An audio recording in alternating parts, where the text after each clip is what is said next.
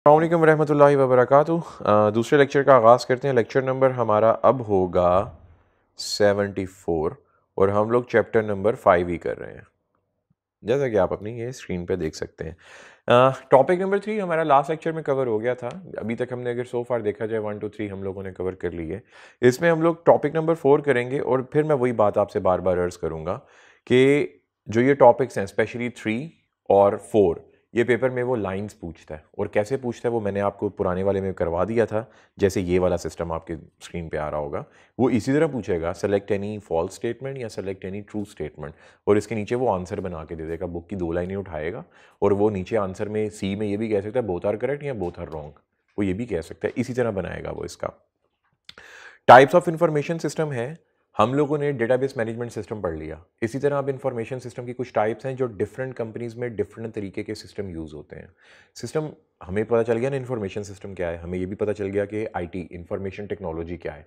Information technology की मदद को इंफॉर्मेशन टेक्नोलॉजी को यूज़ करते हुए अगर हम उसमें डेटा पुट करके अपने ट्रांजैक्शन के रिलेटेड, अपने किसी भी एक्स वाई जी एम के रिलेटेड, अपने किसी ऑब्जेक्टिव, अपने किसी स्ट्रेटजी के रिलेटेड कोई भी डिसीजन लेना चाहते हैं, तो उसके लिए हम इंफॉर्मेशन सिस्टम इस्तेमाल करते हैं। और वो जो इंफॉर्मेशन सिस्टम है वो यहाँ पे दिए गए हैं। हमारे पास जो इंफॉर्मेशन सिस्टम है, TPS transaction processing system, MSS management support system, DSS decision support system, EIS executive support system, ES expert system, और एंड पे जाके ऑफिस इंफॉर्मेशन सिस्टम। इंतहाई इंपॉर्टेंस रखते हैं ये पूरी चैप्टर एक साइड पे और ये वाले सिस्टम्स एक साइड पे। टीपीएस सिस्टम से स्टार्ट करते हैं। टीपीएस सिस्टम का सिंपल है जो आपने I2A में पढ़ा है। I2A जो भी आपने इंट्रोडक्शन टू अकाउंटिंग में पढ़ा है वो हमारा टीपीएस सिस्टम है। उसी को आप एल्गोरिदम में पुट कर दो, उसी को आप किसी अकाउंटिंग सॉफ्टवेयर में पुट कर दो, तो वो पूरे का पूरा हमारा एक टीपीएस ट्रांजैक्शन प्रोसेसिंग सिस्टम बन जाएगा। TPS is a starting point and integrated information system. The TPS receives raw data from internal or external sources and prepares these data for the storage in database similar to a microcomputer database but with vastly large। मतलब क्या है इसका, मतलब क्या है? एक तो ये जूम नहीं मैं कर सकता स्क्रीन की वजह से, और नंबर 2 काफ़ी मेरा फास्ट है, मेरी आई साइड भी थोड़ी सी वीक हुई पड़ी है। ये जो इंग्लिश लिखी हुई है इसका मतलब ज़रा समझिएगा। इसका सिंपल मतलब पता है क्या है? इसका सिंपल मतलब ये है कि एक ऐसा सिस्टम जो कि इंटीग्रेट होता है, 3-4 सिस्टम से मिलके बना हुआ होता है। आप उसमें डेटा एक्सटर्नल सोर्स से भी लेते हो, यानी कि कस्टमर से डेटा ले लो, सप्लायर से डेटा ले लो, और उसमें इंटरनल सोर्स से भी डेटा लेते हो। क्या खरीदा, क्या बेचा, जिसमें सेल्स इन्फॉर्मेशन आएगी, परचेज इन्फॉर्मेशन आएगी, न्यू एम्प्लॉय डिटेल्स आ सकती हैं, अपडेटिंग एग्जिस्टिंग एम्प्लॉय डिटेल्स कर सकते हो आप। I2A में आप क्या करते हो? जनरल एंट्री पास करते हो। इस सिस्टम में भी सिंपल जनरल एंट्रीज पास होती हैं। वहाँ से खुद ब खुद एंट्री मूव करती है आपके लेजर में। खुद ब खुद आपने सिर्फ जनरल एंट्री पास करनी है, बुक कीपिंग करनी है आपने। वहाँ से खुद ब खुद एंट्री पास होगी लेजर में, लेजर से खुद ब खुद जंप करेगी ट्रायल बैलेंस में, ट्रायल बैलेंस से खुद ब खुद जंप करके इनकम स्टेटमेंट के रिलेटेड जो होगी इनकम स्टेटमेंट में चली जाएगी, और जो बैलेंस शीट के रिलेटेड होगी वो बैलेंस शीट में चली जाएगी। ये सिंपल एक सॉफ्टवेयर में एक जनरल एंट्री पुट करो, बैलेंस शीट तक उसका इफेक्ट जाएगा। इसको हम टीपीएस ट्रांजैक्शन प्रोसेसिंग सिस्टम कहते हैं, सिंपल। और इसमें ऐसा सच कोई चीज़ नहीं है जो आपके बड़ा डेप्थ में जाके पढ़ने वाली हो। TPS automate routine and tedious back office process such as accounting, order processing, financial reporting. They reduce clerical expenses and provide basic operational information quickly. तो ये करता क्या है टीपीएस? टीपीएस भाई सब सिंपल इतनी सी बात है, आपको क्लरिकल स्टाफ की जरूरत नहीं है। एक कंप्यूटर सिस्टम, एक बंदा, उसके ऊपर टीपीएस लगाओ, सारा दिन बैठ के वो आप जितनी भी इनवॉइसेस जो आप चीज़ सेल करोगे उसकी इनवॉइस पुट कर दो, जो उसकी जनरेटिव पास कर दो, जो आप चीज़ परचेज करोगे उसकी जनरेटिव पास कर दो, बाकी उस पर छोड़ दो, वो सारा खुद ब खुद करके दे देगा। कहानी खत्म। बस इतना ही याद रखना है आपने। फिर उसके बाद हमारे पास टीपीएस में ही एक और चीज़ आ जाती है जिसको हम बैच प्रोसेसिंग कहते हैं। ये भी टीपीएस का एक हिस्सा होता है जिसको हम बैच प्रोसेसिंग कहते हैं, क्योंकि टीपीएस एक डेटाबेस सिस्टम बना रहा होता है। पिछले 10 साल का डेटा भी इसमें पड़ा होता है। 10 साल पहले कितनी सेल हुई थी, पिछले 10 सालों में कितनी सेल हुई, उनके इनवॉइस नंबर सब कुछ इसमें अटैच होते हैं। तो टीपीएस में हमारे पास 2 किस्म की सिस्टम होते हैं, एक बैच प्रोसेसिंग होती है और दूसरा ऑनलाइन या रियल टाइम प्रोसेसिंग होती है। बैच प्रोसेसिंग का क्या मतलब है? इसको ऑफलाइन प्रोसेसिंग भी कहते हैं।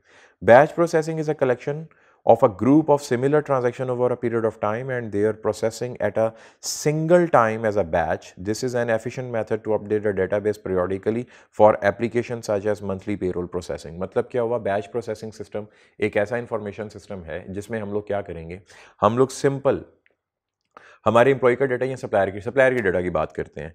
मंथली हमने सप्लायर से कितना सामान खरीदा, सपोज करते हैं चाइना से हमने रॉ मटेरियल इंपोर्ट किया 3 करोड़ रुपए का। आज अगर हमने उसको ऑर्डर प्लेस किया 40 दिन के बाद, 15 दिन के बाद, 20 दिन के बाद ऑर्डर हमारे पास आया, हमने उस सिस्टम में पुट कर दिया। हम उस सिस्टम में डेटा पुट करते हैं मंथली बेसिस के ऊपर, क्योंकि चाइना से यहाँ पे आने में 20-25 दिन लगते हैं, और हम मंथली बेसिस के ऊपर हम अपने सप्लायर का डेटा उसमें पुटअप करते जाते हैं। तो जो इस किस्म का डेटा होगा, जिसको हम मंथली इंटरम बेसिस के ऊपर या इंटरवल बेसिस के ऊपर, monthly, weekly, annually, 6 months, by annual जिसको कहते हैं 6 मंथ्स, या इंटरमली का भी मतलब बाय एनुअली होता है, और उसके बाद क्वार्टरली 3 महीने के बाद हम डेटा सेव करें, उसको बैच प्रोसेसिंग कहेंगे। फिर उसके बाद नंबर 2 पे इसके एडवांटेजेस आप खुद पढ़ लीजिएगा, कुछ भी नहीं है, रिलेटिवली इजी टू डेवलप है। ये वो चीज़ें जो आप होमवर्क में करेंगे, क्योंकि ये मेरे करवाने वाली नहीं है, ये हमने पहले भी पढ़ी हुई हैं, बार बार वो रिपीट हो रही हैं, तो ये आप होमवर्क में करेंगे। जो चीज़ मैंने होमवर्क में यहाँ पे लिख दी वो आप लोगों ने खुद करनी है। हाँ, अगर नहीं आएगा तो व्हाट्सएप है ना आपके पास, घबराने की जरूरत नहीं है। आप इसकी फ़ोटो लेके बुक से मुझे व्हाट्सएप पे भेज दीजिएगा कि सर ये चीज़ नहीं समझ आई थी, बस कहानी ख़त्म हो गई। तो जो मैं होमवर्क दे रहा हूँ ना, काइंडली यार वो होमवर्क ज़रूर किया करो आप लोग। फिर उसके बाद है ऑनलाइन प्रोसेसिंग। ऑनलाइन प्रोसेसिंग और रियल टाइम प्रोसेसिंग दोनों एक ही चीज़ है, काफ़ी हद तक एक दूसरे के साथ मैच करती हैं। सर ये ऑनलाइन प्रोसेसिंग क्या चीज़ होती है? आपने कभी स्टॉक मार्केट देखी है, या कभी कोई मूवी देखी हो, उसमें हीरो टक टक कर रहा होता है, पीछे चार्ट्स चल रहे होते हैं, पीछे, और उसमें क्या होता है, रेड कलर की लाइन, ग्रीन कलर की लाइंस होती हैं, और वो बता रही होती हैं जी स्टॉक मार्केट ऊपर जा रही है या नीचे आ रही है। वो रियल टाइम प्रोसेसिंग होती है। वो क्या होती है? रियल टाइम प्रोसेसिंग होती है। इसी तरह जब आप ऑनलाइन टिकट्स बुक कर रहे होते हो, ऊबर करीम का जो डेटा आपके सामने आ रहा होता है, गाड़ी कहाँ पे पहुंची है, जो पिछले लेक्चर में मैंने बताया, वो भी ऑनलाइन प्रोसेसिंग है, रियल टाइम है, आपके सामने हो रहा है, सब कुछ आपकी आंखों के सामने हो रहा है वो भी। तो इसका मतलब क्या हुआ, ये सारे का सारा डेटा जो हम ऑनलाइन ऐप्स को यूज़ करते हैं, और डिलीवरी ऐप्स हो गया, कहीं पे पहुंचने वाली जो ऐप्स हैं, जैसे डेस्टिनेशन के रिलेटेड है, लाइक ऊबर है, क्रीम है, इनड्राइव है, इनके ऊपर जो डेटा यूज़ हो रहा होता है वो ऑनलाइन हो रहा होता है, और उसको हम ऑनलाइन प्रोसेसिंग ही कहते हैं। एटीएम मशीन के ऊपर ऑनलाइन चल रहा होता है, फ्लाइट बुकिंग वाला ऑनलाइन है। बस इतना ही आपने याद रखना है, ये इंटरनेट की मदद से होगा हमेशा। इसमें जो भी इक्विपमेंट यूज़ होगा, जो ऐप होगी या जो भी सॉफ्टवेयर होगा, वो इंटरनेट की मदद से इस्तेमाल हो सकेगा, कहानी ख़त्म। ऑफलाइन नहीं होगा। बैच प्रोसेसिंग ऑफलाइन होती है, लेकिन ये ऑनलाइन या रियल टाइम प्रोसेसिंग, ये ऑनलाइन ही ज़रूरी है, इसके लिए इंटरनेट ज़रूरी है। Real time processing is a process of individual transaction as they occur without the need for batching them together. मतलब क्या हुआ, एक ऑनलाइन ट्रांजेक्शन है या कोई भी ट्रांजेक्शन है, सिंगल ट्रांजेक्शन आप अपने टीपीएस में पुट कर सकते हो। आपको मंथ एंड होने की ज़रूरत नहीं है कि सारे सप्लायर का मंथ एंड का डेटा उसमें पुट कर देंगे, सारे एम्प्लॉय का मंथ एंड का डेटा पुट करेंगे। सिंगल सेल हुई, एक कस्टमर XYZ कस्टमर चलता हुआ आया, आपसे सिंगल चीज़ खरीद के लेके गया, वो रियल टाइम प्रोसेसिंग होगी। आप गोरमे पे गए, आपने ब्रेड ली, आपने अंडे लिए, गोरमे वालों ने आपको पैकेट में डाल के ऊपर टू कर दिया, टू का मतलब बारकोड से रीड करके आपको बिल बना के दे दिया, वो भी रियल टाइम प्रोसेसिंग है। उसमें उनको डे एंड करने की, यानी कि 24 घंटे बाद जाके वो प्रोसेस करने की ज़रूरत नहीं है, वो फ़ौरन प्रोसेस कर लेगा।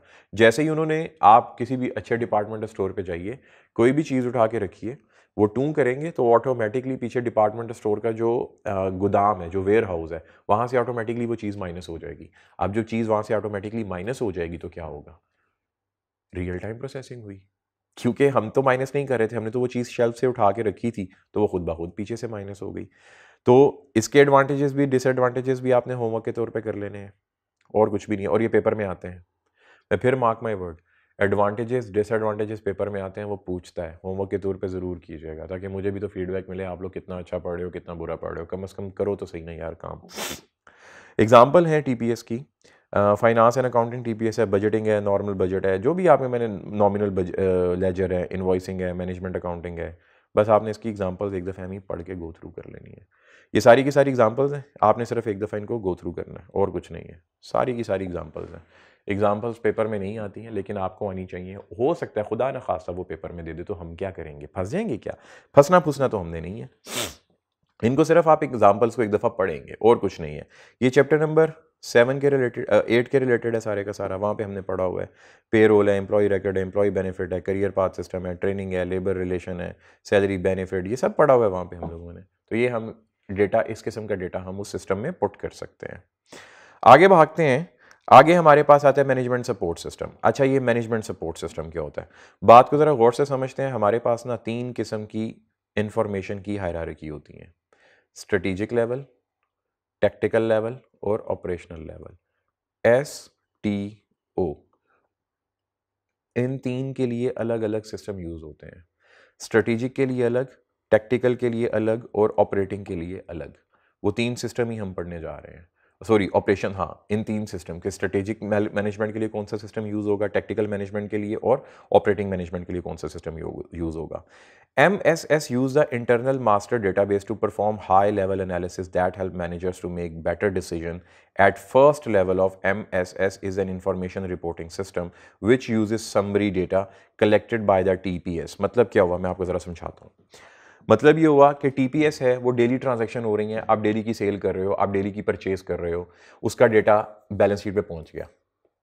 अब MSS क्या करेगा? MSS उस बैलेंस शीट को आपको दिखाएगा, उसमें डिफरेंट किस्म के एनालिटिकल टूल्स होंगे। वो बताएंगे कि पिछले साल प्रॉफिट कितना था, इस साल कितना ज़्यादा प्रॉफिट हुआ, पिछले साल की निस्बत इस साल आपका प्रॉफिट कितनी परसेंटेज से हाई हुआ, पिछले साल की निस्बत इस साल आपकी सेल कितनी परसेंटेज से हाई हुई, पिछले साल की निस्बत इस साल आपकी कॉस्ट ऑफ प्रोडक्शन कितनी परसेंटेज से हाई हुई या लो हुई। फिर वो इसकी रीज़न भी बताता है। जो MSS सिस्टम होता है, इसके जो टूल्स इसकी रीज़न भी बताते हैं कि आपने पिछले साल जो कॉस्ट ऑफ सेल थी उसमें वेस्टेज कितना था, इस साल वेस्टेज को किस तरह कंट्रोल किया गया, वेस्टेज कम हुई या ज़्यादा हुई। ये वाला सिस्टम जिसके ऊपर आप डिसीजन लेते हो, और कौन सा डिसीजन, जिनका इंपैक्ट अगले साल आना होता है, उसको MSS सिस्टम कहते हैं। MSS include other specialized tools for decision making like centralized database such as data warehouse। तो इसमें बिग डेटा को यूज़ किया जाता है। मैं तो सिर्फ आपको 1 साल की एग्जांपल दे रहा हूँ। आप MSS को यूज़ करते हुए पिछले 10 सालों का डेटा लेके उसके ऊपर आप ये सारे के सारे टूल अप्लाई करके अपना एनालिसिस कर सकते हो कि हमारी अगर सेल बढ़ रही है तो क्यों बढ़ रही है, कॉस्ट ऑफ प्रोडक्शन कम हो रही है या बढ़ रही है तो क्यों कम हो रही है, क्यों बढ़ रही है। हमने मार्केटिंग पे 10 करोड़ रुपया लगाया, तो क्या उस 10 करोड़ रुपया लगाने से हमारे पास खातिर खा सेल में इजाफा हुआ या नहीं हुआ। ये सारा MSS के अंदर काउंट हो रहा होता है और ये आपको परफॉर्म करके भी देता है।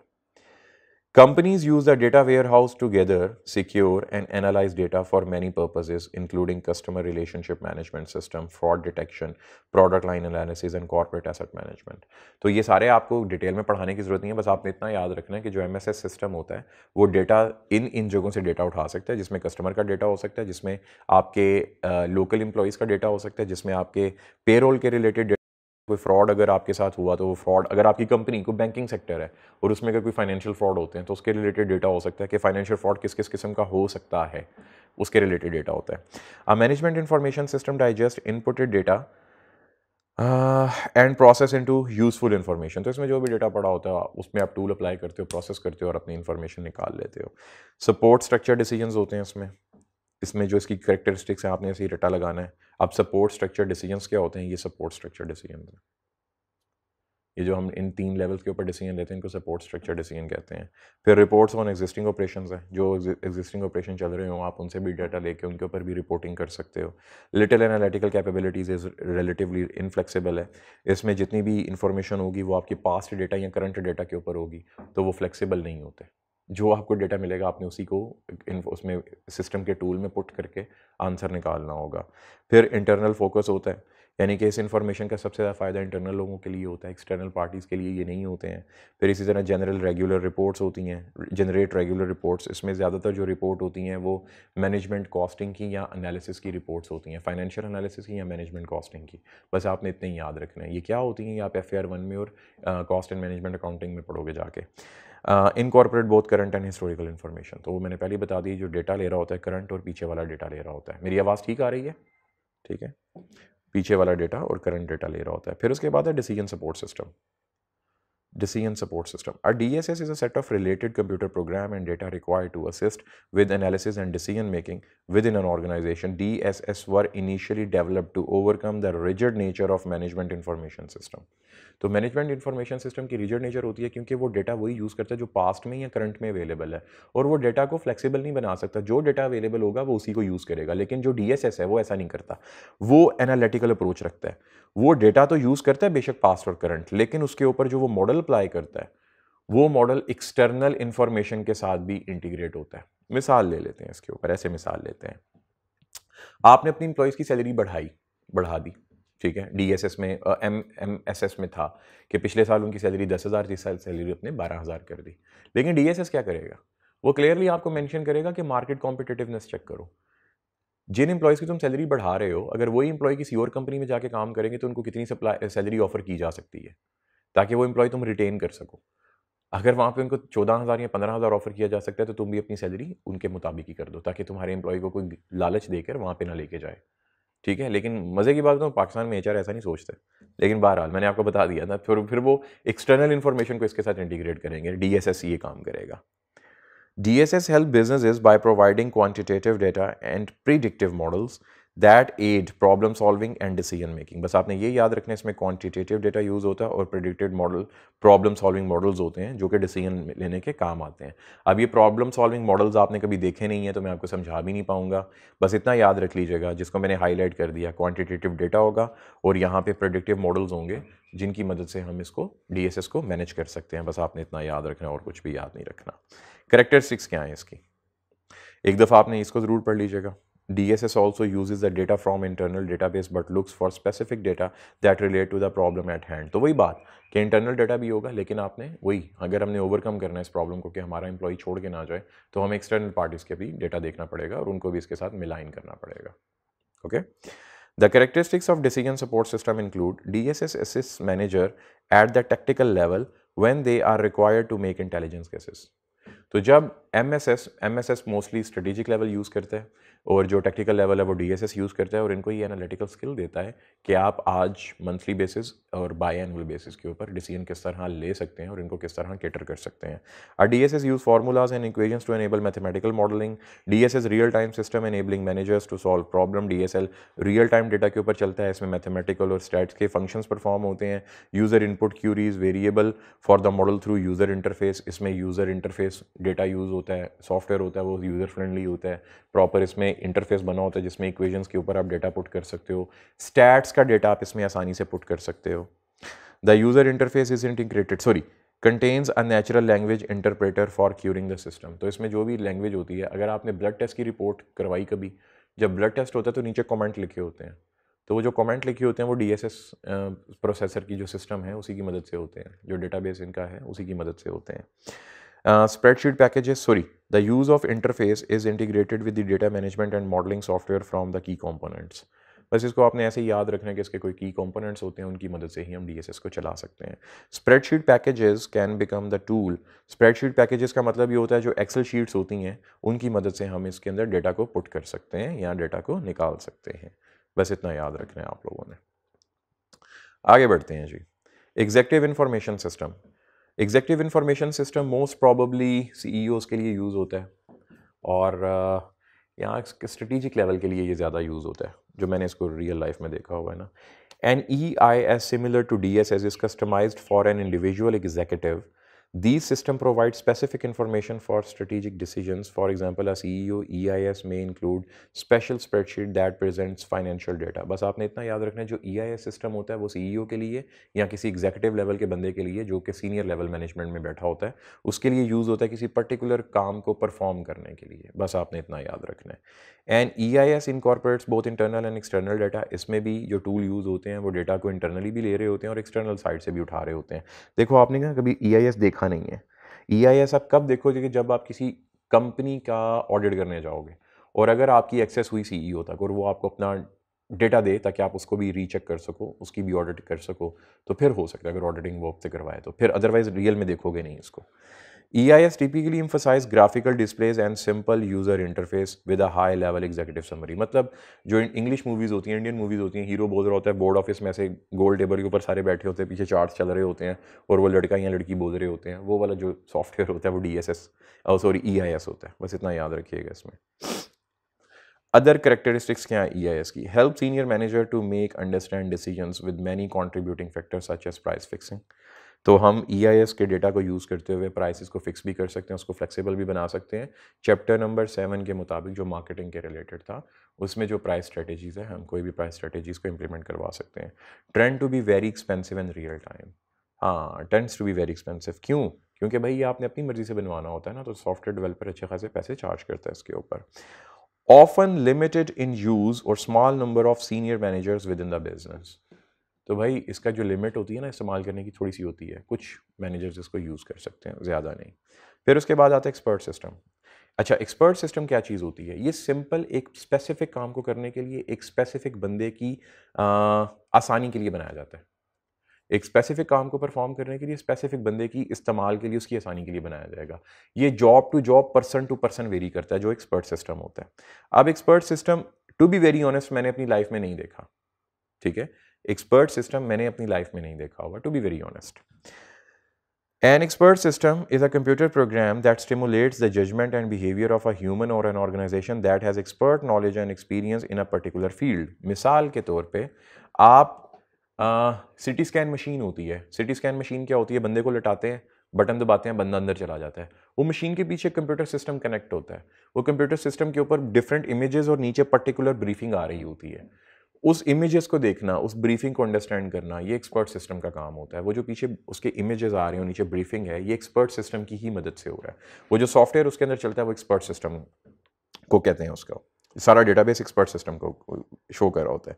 It contains the database of accumulated experience and scenarios as well as a set of rules for applying knowledge to each particular situation described by the program। तो भाई वो जो एक स्पेसिफिक काम करने के लिए प्रोग्राम बनाया जाता है, उसके जितने भी रूल्स एंड रेगुलेशंस होते हैं, वो पास डेटा के ऊपर डिपेंडेंट होते हैं। क्योंकि जो सिटी स्कैन मशीन है, पास डेटा को देख के तो बनाई गई थी। इमेजेस कैसे कैसे होंगे, कंप्यूटर को क्या पता इमेज कैसे जनरेट करते हैं? वो जो दो दिमाग में देखता है वही देखता है। डॉक्टर वो बता रहा होता है कि इसमें यहाँ पे ये मसला, यहाँ पे ये मसला, तो वो पास्ट एक्सपीरियंस की बेस पे ही होता है। बस आपने इसको एक दफ़ा इतना सही पढ़ लेना है। An expert system gives manager advice similar to what they would get from a human consultant. Artificial intelligence enable, यहाँ पे चैट जीपीटी लिख लो, चैट जीपीटी, वो भी आपका एक्सपर्ट सिस्टम है। से कुछ भी काम करवा लो, जितनी उसके अंदर एक अकल है वो मैनेजर्स को बता देगा कि इस तरह कर लो, इस तरह कर लो, और कुछ भी नहीं है इसमें। अब आता है एक्सपर्ट सिस्टम के कुछ एडवांटेजेस हैं और कुछ डिसएडवांटेजेस हैं जो इसमें, जैसा आपको पता है सिक्योरिटी लेक्चर नंबर 3 में हमने सिक्योरिटी के बारे में कुछ चीज़ें पढ़ी थी, सिक्योरिटी ब्रीच होने के बारे में। बस ये भी उसी वही सारी चीज़ें हैं यहाँ पे भी, कि इसमें क्या क्या, इसमें प्रॉस क्या हैं इसके और कॉन्स क्या हैं। तो मैं इसके ये वाला तो होमवर्क करिएगा आप, कुछ भी नहीं है, पहले मैंने बताया हुआ है, इसमें ऐसा मेरे पढ़ाने की कोई चीज़ नहीं है। इसके एडवांटेजेस क्या हैं? Allow non experts to make expert decision. जो एक्सपर्ट सिस्टम होता है, नॉन एक्सपर्ट बंदा, क्योंकि जब वो रिपोर्ट निकाल देगा ना, उस रिपोर्ट के ऊपर इंग्लिश में ब्रीफिंग लिखी होगी, तो वो रिपोर्ट पे पढ़ के भी आप पढ़ सकते हो कि यार ये कहना क्या चाह रहा है, क्योंकि वो आपकी लोकल लैंग्वेज में होता है। Fast, accurate and consistent advice, तो वो जो भी एडवाइस देगा वो फास्ट होगी और पास डेटा के ऊपर होगा। तो किसी एक्सपर्ट बंदे ने उसको बनाया हुआ है, तो वो उसके क्या कहते हैं, एक्यूरेसी उसकी 90% तक उसकी एक्यूरेसी हो सकती है। Ability to change input details to explore alternative solutions. ऐसा सिस्टम ये अडेप्टिव होता है क्योंकि ये आर्टिफिशियल इंटेलिजेंस के ऊपर है और ये खुद ब खुद लोगों के बिहेवियर, आप कुछ भी चीज़ को पुट करते हो, कोई भी क्वेश्चन पूछते हो, तो ये खुद ब खुद उस क्वेश्चन को अपने अंदर सेव कर लेता है कि लोग इस किस्म के क्वेश्चन भी पूछ सकते हैं। तो ये उसकी अडेप्टिव नेचर होती है जिसके लिए वो ऑल्टरनेटिव सोल्यूशन बना सकता है। रिडक्शन इन स्टाफ कॉस्ट, आपको ज़्यादा बंदे रखने की ज़रूरत नहीं है, बॉट ही कर देगा, बॉट, BOT, ये बॉट ही कर देगा, ठीक है। Improve allocation of human resources, तो बेहतर है आप बंदा इसके ऊपर ना लगाएं, किसी और पे लगा लें। यार क्या मैं बकवास कर रहा हूँ, हाँ पढ़ लीजिएगा यार, ये तो एमी फूल बच्चों वाली बातें हैं, इसका करना। फिर उसके बाद है financial reporting system. Financial reporting system, अब FRS क्या चीज़ होती है? इसको हम ERP भी कह सकते हैं, enterprise resource management system. Inter ERP, enterprise resource planning system, ERPS, internet resource planning system. Financial reporting system क्या क्या मतलब है? ऐसा सिस्टम जो अकाउंटिंग ट्रांजैक्शंस उनको नोट करे, नोट करने के बाद उनको बैलेंस शीट में लेके जाए, बैलेंस शीट में लेके जाने के बाद उनका एनालिसिस करके दे, उसे कहते हैं फंडामेंटल एनालिसिस। यहाँ पे लिख देता हूँ FUNDA, बल्कि ना यहाँ पे लिख देता हूँ, यहाँ पे आप लोगों के लिए FUNDAMENTAL, फंडामेंटल एनालिसिस कहते हैं उसको, ठीक है। मेरे मोबाइल में ऐप भी है जो किसी भी कंपनी का, पाकिस्तान में जितनी भी पब्लिक लिमिटेड कंपनीज़ हैं उनका फंडामेंटल एनालिसिस करके आपको दे देती है। अब ये जूम ज़्यादा हो नहीं सकेगा तो मैं मोबाइल पे वो दिखा भी नहीं सकूँगा। वैसे जूम करके वो मोबाइल ऐप दिखाई जा सकती है अहमद? नहीं दिखाई जा सकती, तो जिसकी वजह से मैं नहीं उसको दिखा पाऊँगा आप लोगों को। लें जी, तो जो फाइनेंशियल रिपोर्टिंग सिस्टम है वो हमारा यही सिंपल सी बात है, maintenance and system of accounting records and business transactions and other items of financial nature, reporting of financial position, financial performance, वही बात बैलेंस शीट को रिपोर्ट करना, ब्ला ब्ला, वही सारी चीज़ें जो हमने पहले 50 दफ़ा पढ़ चुके कि बुक कीपिंग कैसे होगी, पहले जनरल एंट्री पास होगी, वहाँ से लेजर में जाएगी, लेजर से ट्रायल बैलेंस में, ट्रायल बैलेंस से इनकम स्टेटमेंट में, इनकम स्टेटमेंट से बैलेंस शीट में। ये वाले पैराग्राफ में वही चीज़ें लिखी हैं, आपने इसको भी बस एक दफ़ा गो थ्रू कर लेना, लेकिन गो थ्रू ज़रूर करना है। फिर बाद में मत कहिएगा कि सर पेपर की लाइंस आई, बुक की लाइंस आई थी। मैं आपको बार बार मॉर्न कर रहा हूँ, लाइंस आनी है, आपने पढ़नी है, इनको छोड़ना नहीं है मेरे भाई बच्चों, क्योंकि ये आनी ही आनी है। ऐसा हो ही नहीं सकता कि पेपर इसके बगैर वो बना दे। ये जो इतनी ज़्यादा लाइंस लिखी हुई है ना, ये नहीं आप लोगों ने करना, ये तो याद भी नहीं करनी है, इसको याद करने की ज़रूरत नहीं है। लेकिन आपको कोर पता होना चाहिए कि ऑपरेटिंग सिस्टम क्या, सॉरी प्रोसेसिंग सिस्टम क्या है, टीपीएस क्या है, डीएसएस क्या है, एमएसएस क्या है, ये पता होना चाहिए आपको। लें जी, order processing. Order processing system क्या करता है, ज़रा इसको समझते हैं। मेरा एक डिपार्टमेंटल स्टोर है, मैंने ना 50 बॉटल्स लेके आया माइलो की, मैंने ला के वेयर हाउस में रखी 50 बॉटल्स, 30 वेयर हाउस में रखी, 20 मैंने शेल्फ पे लगा दी।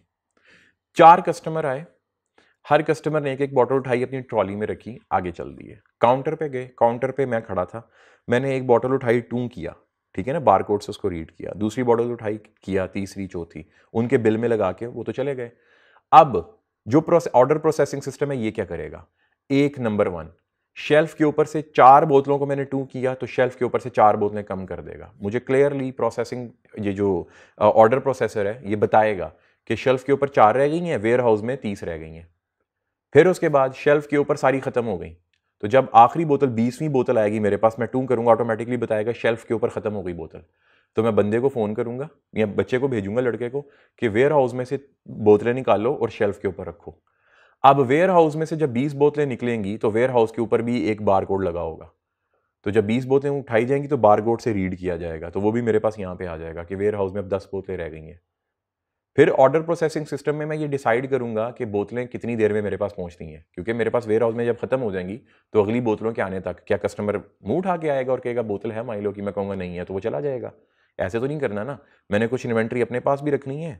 ऑर्डर प्रोसेसिंग ऐसे करता है, और ऑर्डर भी प्लेस कर देना ताकि उस ऑर्डर के आने तक ये वाली माल बिक जाए। ये सारी की सारी चीज प्रोसेसिंग सिस्टम कहलाता है, ऑर्डर प्रोसेसिंग सिस्टम कहलाता है। एक दफा पढ़ेंगे, ये इंग्लिश में लिखा हुआ है और कुछ भी नहीं लिखा है इसमें इंग्लिश में। फिर उसके बाद जी नंबर 2, इन्वेंट्री कंट्रोल सिस्टम। जिस तरह ऑर्डर प्रोसेस हुआ कि जैसे ही 10 बॉटल्स रह गई, खुद ब खुद ऑर्डर प्लेस हो गया माइलो की कंपनी को, माइलो वालों ने 50 बोतलें भिजवा दी, 4 घंटे में मेरे पास आ गई, 1 दिन में आ गई, तब तक मेरे पास वो पड़ा हुआ था, ये ऑर्डर प्रोसेस हो गया। सेम इसी पैरामीटर के ऊपर इन्वेंट्री कंट्रोल सिस्टम होता है। इन्वेंट्री कंट्रोल सिस्टम आपको क्या बताता है कि आप कितनी देर में माल कंपनी से निकलेगा, आपके वेयर हाउस में आएगा, कितने दिनों में, जितने दिन लगते हैं उतने दिन का आपके पास डेली इन्वेंट्री। मिसाल के तौर पे एक प्रोडक्ट है, डेली मैं फिनिश गुड बनाता हूं तो रॉ मटेरियल 50 केजी का डेली यूज होता है। एक महीने का कितना हुआ, 30 इंटू 50। एक महीने का कितना हुआ जी, 30 इंटू 50 करते हैं, 30 इंटू 50। हमें 1500 केजी चाहिए, 50 केजी डेली यूज होता है और 30 दिन है, हमें 1500 केजी चाहिए। अब जरा बात, मैं इन्वेंट्री मैनेजमेंट सिस्टम पढ़ा रहा हूं आपको, एक और बात समझ लेते हैं। अगर मैं ऑर्डर प्लेस करता हूं ना, ठीक है, तो इसको आने में 4 दिन लगते हैं। मैंने ऑर्डर जब प्लेस करना है तो इसको आने में 4 दिन लगने हैं। इसका मतलब क्या हुआ, मुझे अपने पास 4 दिन की इन्वेंट्री स्टॉक में रखने की जरूरत है। कितने दिन की, 4 दिन की। तो मतलब 4 इंटू 50। जब मेरे पास इन्वेंट्री 200 केजी वेयर हाउस में रह जाए, फौरन ऑर्डर प्लेस कर दो, आज ही ऑर्डर प्लेस कर दो, ताकि अगले 4 दिन के बाद वो मेरे पास पहुंच जाए और डेली 50-50 केजी का जो नागा है वो ये 200 केजी में से निकल जाए। दोबारा सुन लीजिएगा, जिस टाइम मेरे पास 200 केजी रह जाएगा ना, मैं फौरन ऑर्डर प्लेस कर दूंगा। ऑर्डर क्यों प्लेस करूंगा, क्योंकि वो जो 4 दिन बाद आना है ना, तो 50-50-50-50 केजी ये 4 दिन में पूरा हो गया। अब जैसे ही आखिरी दिन होगा मेरे पास ऑर्डर मेरे वेयर हाउस में आ जाएगा। ये सारा सिस्टम करना, इसकी अकाउंटिंग करना, इसकी ट्रांजैक्शंस करना, इसके ऊपर बार कोड लगाने, ये सारे का सारा इन्वेंट्री कंट्रोल सिस्टम कहलाता है। ये सारे का सारा इन्वेंट्री कंट्रोल सिस्टम कहलाता है, ठीक है। आप इसकी जो अकाउंटिंग ट्रांजैक्शंस हैं वो पढ़ेंगे CMA में, CAF 3 में।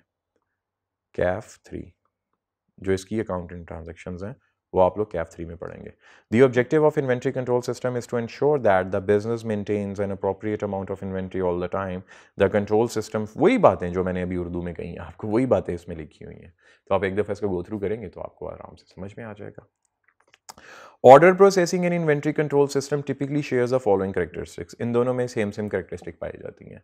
तो ये जो कैरेक्टरिस्टिक हैं ये वही बातें आप एक दफ़ा पढ़ेंगे, इससे शॉर्टेज नहीं होती है, ये टाइमली कर देता है, एफिशिएंट सिस्टम होता है, वही पुरानी बातें यहाँ पे सारी लिखी हुई हैं।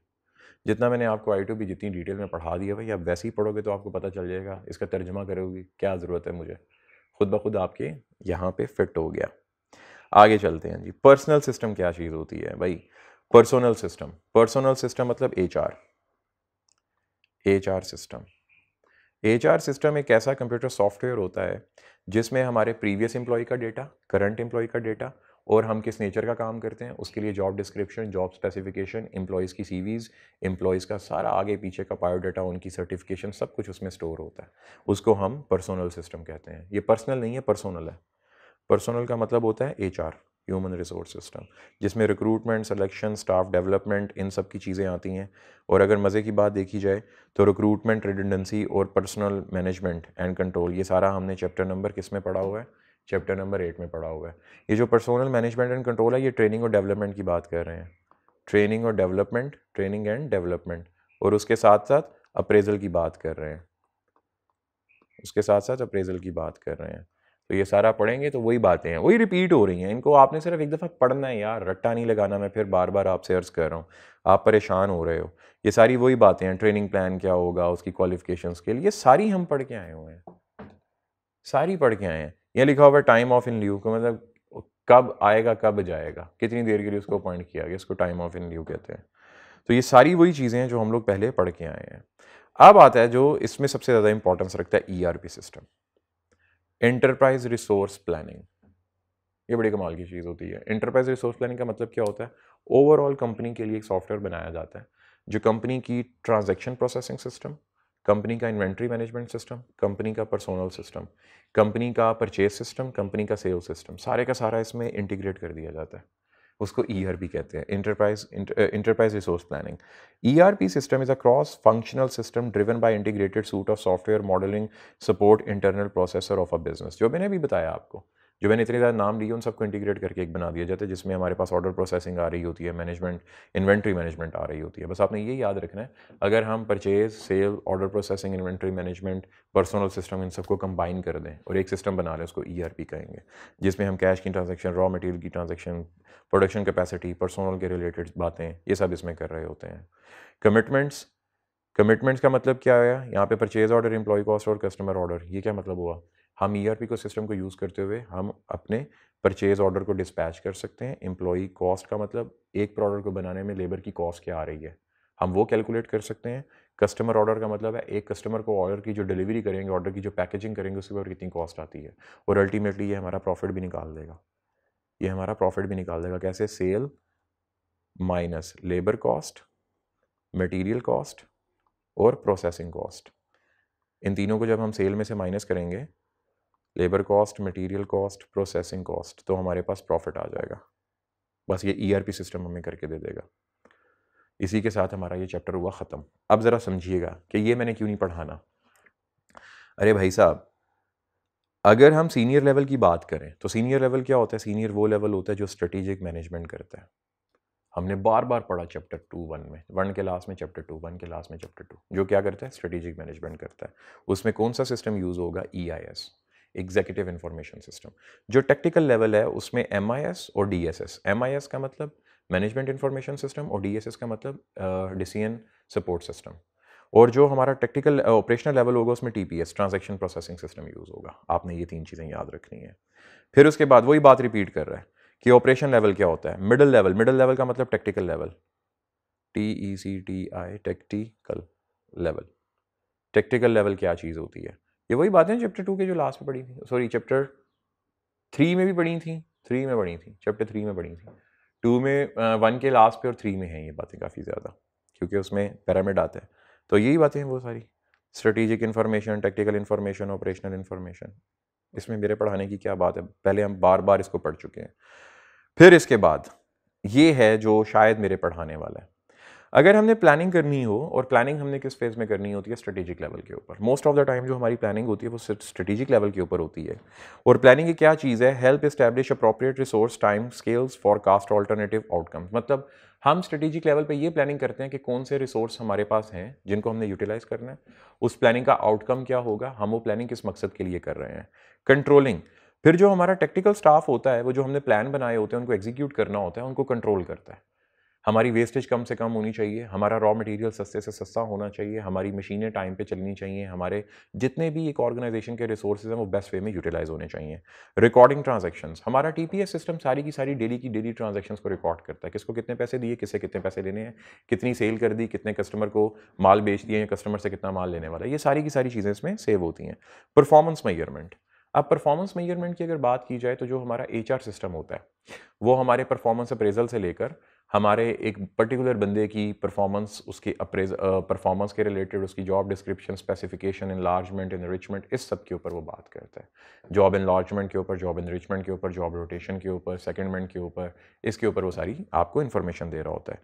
और एंड पे जाके डिसीजन मेकिंग, इन सारे सिस्टम्स को हम इंटीग्रेट करते हुए, तो इनका एक ही मकसद होता है कि राइट टाइम पे राइट इन्फॉर्मेशन को राइट कस्टमर या राइट स्टेक होल्डर के लिए यूज़ करके एक प्रॉपर डिसीजन लेना, जिससे वो फ्यूचर में हमारे साथ लंबे अरसे तक चलता रहे। कहानी खत्म।